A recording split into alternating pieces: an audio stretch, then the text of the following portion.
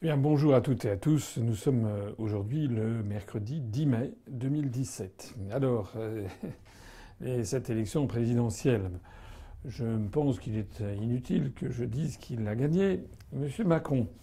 J'ai déjà eu l'occasion de m'exprimer le soir même de l'élection du deuxième tour et également d'accorder des entretiens, notamment à Russia Today et à Radio Bretagne 5. J'y renvoie les auditeurs pour ne pas faire trop de redites. Je dirais quand même simplement quelques éléments de synthèse et puis quelques idées peut-être un petit peu nouvelles.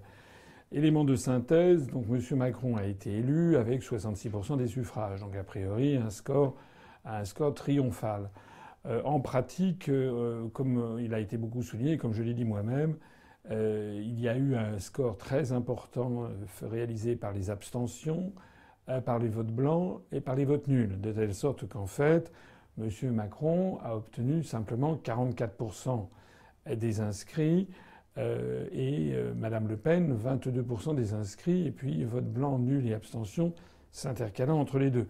Et si on va un petit peu plus loin, en intégrant qu'il y a 8-9% de Français de plus de 18 ans qui ne sont pas inscrits, ça signifie que M. Macron, en fait, n'a à peu près satisfait que 40% des électeurs, enfin plus exactement 40% des électeurs, ont voté pour lui. Et comme j'ai déjà eu l'occasion de le dire, mais je le redis parce que c'est important, d'après un sondage qui vaut ce qu'il vaut, comme tous les sondages, il y aurait à peu près la moitié des personnes qui ont voté pour M. Macron au deuxième tour qui l'auraient fait uniquement pour contrer Mme Le Pen. Et semble-t-il que seuls 16% des électeurs de M. Macron au deuxième tour l'ont fait pour son programme. Programme d'ailleurs bien flou. Il est resté systématiquement dans le flou. Alors 16% de 40%, ça veut dire qu'il y a 6, 7, allez, mettons 8% des Français qui ont voté pour le programme de M. Macron. C'est donc sur cette base extrêmement fragile et extrêmement faible que M. Macron va commencer un quinquennat donc avec un soutien populaire extrêmement faible. En réalité, il suscite une aversion d'une majorité des Français. Il y a son mandat commence, me semble-t-il, sans état de grâce et dans une atmosphère assez irréaliste d'ailleurs, parce que on a une espèce de décalage presque indécent entre une couverture médiatique qui ne finit pas d'enfler. On est maintenant il y a des émissions de télévision, il y a des descriptions du personnage, un parcours époustouflant, un candidat, un étudiant exceptionnellement brillant, etc., etc. On a bientôt, on dirait presque la presse nord-coréenne avec Kim Jong-un. On se demande si c'est lui qui a été élu. Et ceci tranche avec la réaction de l'homme de la rue, comme on dit, de monsieur et de madame tout le monde, qui n'éprouvent pas spécialement. Moi, je vois pas du tout d'enthousiasme autour de moi. Au contraire, je vois beaucoup de gens qui sont soit résignés, soit mécontents, soit carrément en colère. Donc il y a un décalage inouï. Ce que je voudrais dire, c'est quelques idées complémentaires par rapport à ce que j'ai pu dire auparavant. Il y a une réaction qui a été faite quelques jours, je crois, avant le deuxième tour, qui m'avait fait rire lorsque je l'avais apprise. C'est la réaction du pape. Pape François, il y avait un journaliste, qui lui avait demandé ce qu'il pensait de M. Macron. Il avait répondu, tout benoîtement, si j'ose dire, s'agissant du successeur de Benoît XVI, et il avait répondu, le problème, je ne sais pas d'où il vient. En fait, je trouve que cette réaction du chef de l'État du Vatican est assez, sous son sous son côté banal, est assez profonde. En fait, on ne le souligne pas assez. En fait, on ne sait pas d'où vient M. Macron. Oui, on sait qu'il est ancien élève de l'ENA, qu'il est ancien membre de l'inspection des finances et qu'il a travaillé à la Banque Rothschild. Mais en réalité, on ne sait pas vraiment qui il est. On n'a pas pu, et quand je dis ça, c'est que les Français n'ont pas pu le constater à l'œuvre sous les feux de la scène, comment il réagit face à des problèmes particuliers, face à des manifestations, face à un conflit international, face à une crise politique majeure. Et c'est ça qui est très nouveau et qui est en fait assez inquiétant. C'est qu'en fait les Français ont donné les clés de la maison Élysée avec tout ce qui va avec, c'est notamment l'article 16 de notre Constitution, c'est-à-dire la capacité de prendre les pleins pouvoirs. Ils ont donné également les clés de la valise nucléaire, les codes nucléaires pour déclencher le feu nucléaire, à un monsieur dont on ne sait pas en fait comment il peut se comporter en cas de crise. C'est extrêmement différent des présidents de la République qu'on avait pu avoir auparavant, parce que ce soit Charles de Gaulle, je n'en parle même pas, ou Georges Pompidou qui avait été Premier ministre pendant des années, mais Valéry Giscard d'Estaing avait été ministre pendant des années, donc un ministre sous les feux de la rampe. Jacques Chirac avait été également Premier ministre après François Mitterrand. Mitterrand lui-même avait eu une carrière politique très longue. Et puis Nicolas Sarkozy avait été également ministre très longtemps. Il y a guère que François Hollande, qui n'avait pas beaucoup d'expérience, mais François Hollande était quand même quelqu'un de connu, de très très connu, qui avait été au Parti socialiste, qu'on avait vu depuis des années. On s'était accoutumé à sa présence et à sa personnalité. Alors qu'avec M. Macron, en fait, c'est un inconnu qui a été élu à la faveur d'une opération de manipulation médiatique qui restera dans les annales. Ce ne sont pas les Français qui ont élu M. Macron, en fait. En fait, ce sont les grands détenteurs des médias qui ont catapulté, qui ont lancé M. Macron comme une nouvelle lessive. Et en fait, les Français ont fait un achat d'impulsion, comme on dirait en marketing. Voilà. Ils ont tellement vu de publicité, vous savez, c'est comme pour le Big Mac de chez McDo. Ben là, c'est le Macron de chez McDo. Donc ils en ont tellement vu qu'ils se sont dit, bah tiens, on va l'acheter. Et puis après, en général, ça se termine mal parce qu'on s'aperçoit que c'est assez bourratif et que c'est pas très bon. Bon. Donc ça, c'est la première chose que je voulais dire, c'est qu'il y a quand même une inquiétude. On ne sait pas notamment comment M. Macron va réagir s'il y a des grandes crises. Et il y aura forcément des grandes crises sociales, politiques ou des grandes crises internationales. Et une deuxième chose aussi à laquelle je voudrais réagir, c'est la sociologie qui a porté au pouvoir M. Macron. D'après les premiers résultats de sondages de sortie des urnes, il apparaît que M. Macron n'a pas du tout été porté au pouvoir par une masse de jeunes. Ce sont les gens de plus de 65 ans qui ont voté massivement pour M. Macron. Et ce sont les catégories socio-professionnelles supérieures, les CSP+. C'est-à-dire que ce sont des gens qui ont des biens, qui sont des personnes âgées, et qui sont d'ailleurs les mêmes qui avaient voté oui majoritairement au référendum de 2005 sur l'Europe, c'est-à-dire des personnes âgées et très pro-européennes qui ont voté pour M. Macron. C'est là le cœur de cible. C'est un petit peu le gendre idéal, comme on avait pu le dire, de tel ou tel autre responsable politique qui a été élu.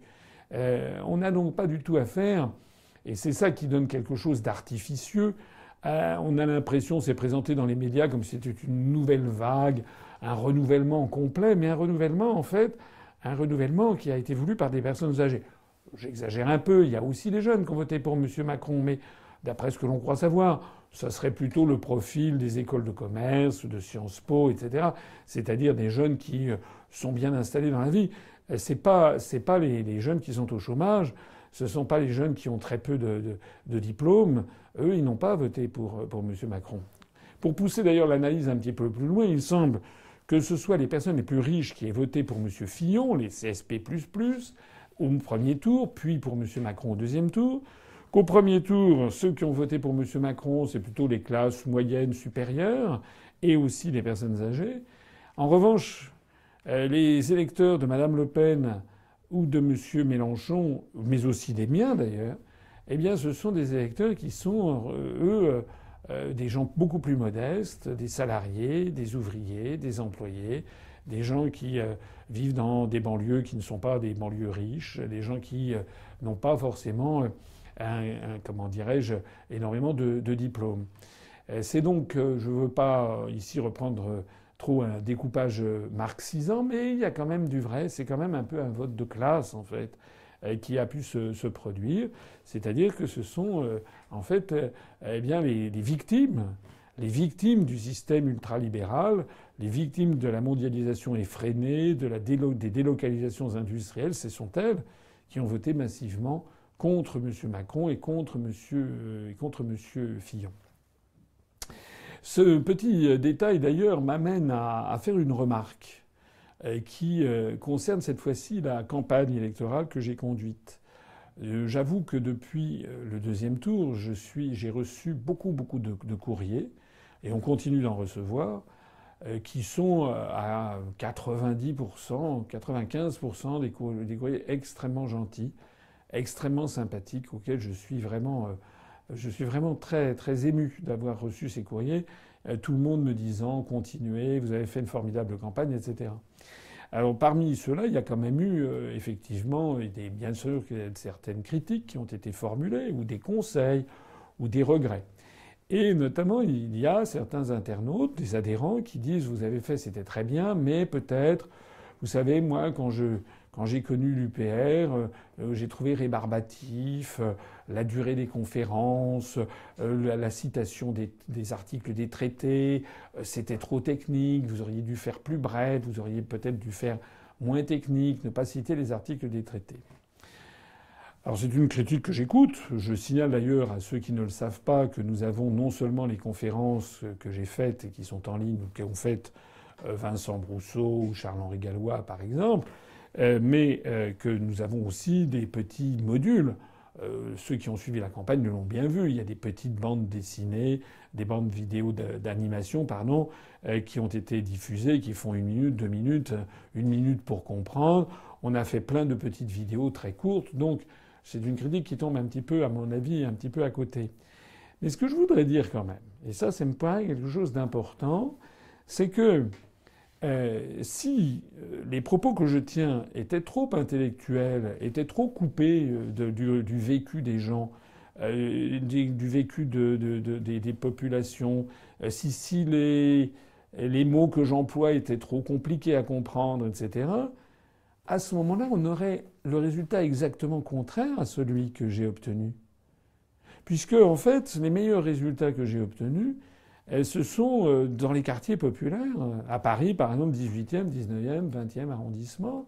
Dans l'Île-de-France, ça va être en Seine-Saint-Denis, notamment, ou dans certaines zones du Val d'Oise, le nord des Hauts-de-Seine, à certaines zones du Val-de-Marne et de la Seine-et-Marne, c'est-à-dire des quartiers où il y a beaucoup d'ouvriers, d'employés, de salariés, de petits salaires, de petites retraites, c'est là.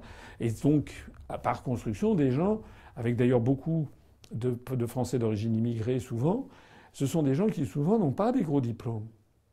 En revanche, dans les quartiers les plus aisés de Paris, par exemple, ou de la région parisienne, le 16e arrondissement de Paris, le 7e, Neuilly, là, c'est là que j'ai les scores les plus faibles.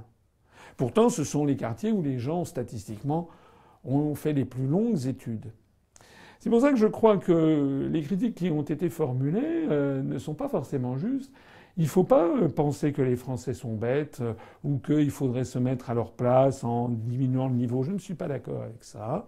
Je pense que les citations que j'ai faites des articles et des traités au cours de ces conférences, au cours de mes passages médiatiques pendant la campagne, évidemment, j'ai été un petit peu brocardé, mais comme je l'ai dit d'ailleurs une fois à un journaliste, je préfère avoir été brocardé et avoir laissé l'image dans l'opinion publique de quelqu'un qui connaît ces dossiers et qui connaît les articles des traités, plutôt que comme quelqu'un qui a employé sa femme comme attachée parlementaire, qui a détourné de l'argent ou qui ne répond pas aux convocations de la justice.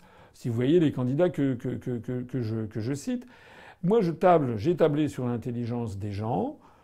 Bien entendu, on va toujours et encore améliorer au cours des semaines qui viennent, des mois qui viennent. On va toujours améliorer la communication, la rendre de plus en plus claire.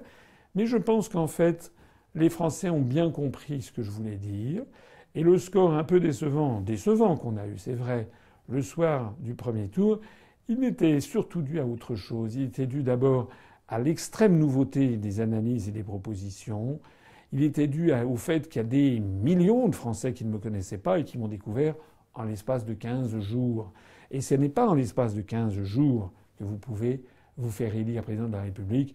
Monsieur Macron, puisque c'était la question et j'y reviens, a bénéficié d'une promotion médiatique éhontée qui a duré pendant au moins 1 an et demi, sinon 2 ans. Depuis cette élection, on parle de dislocation des partis politiques. Alors justement, pourriez-vous détailler cette explosion de la scène politique ?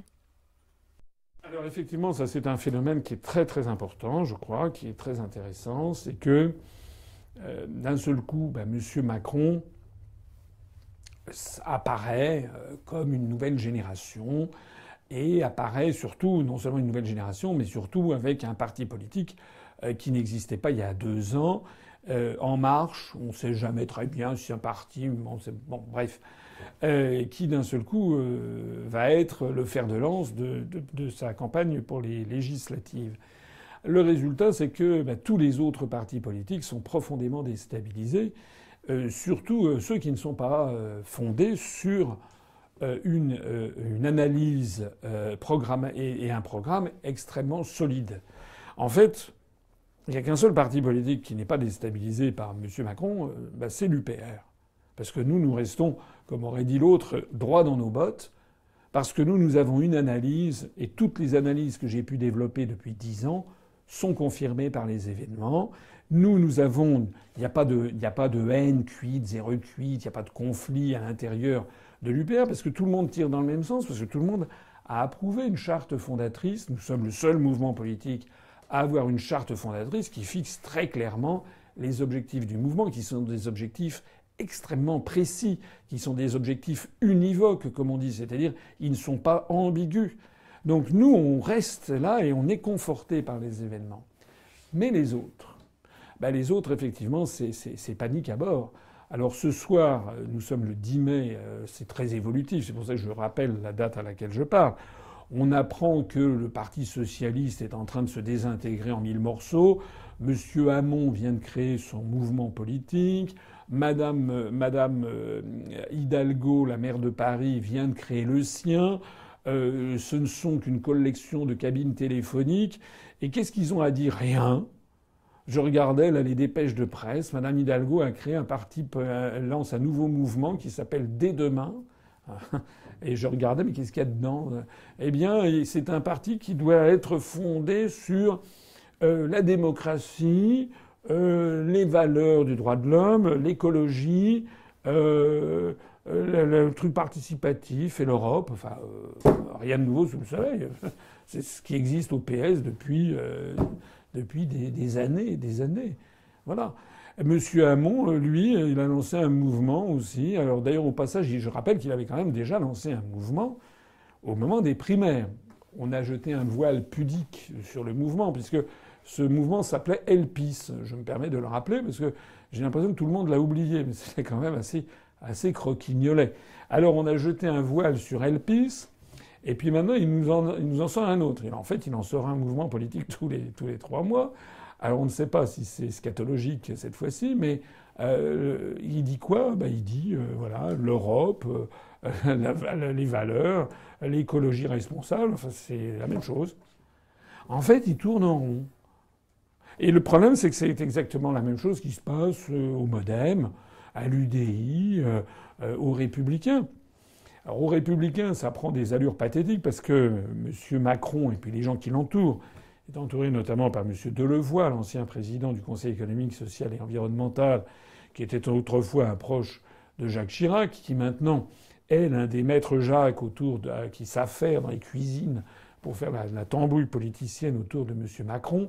Alors M. Delevoye est là et on a appris aujourd'hui, c'est une espèce de journée des dupes extraordinaire, on a appris en l'espace de 48 heures que M. Valls, l'ancien Premier ministre, avait annoncé dans un premier temps que le PS était mort, ce qui, soit dit en passant, le constat n'est pas loin de la réalité, mais il n'y a pas encore eu d'avis de décès formel.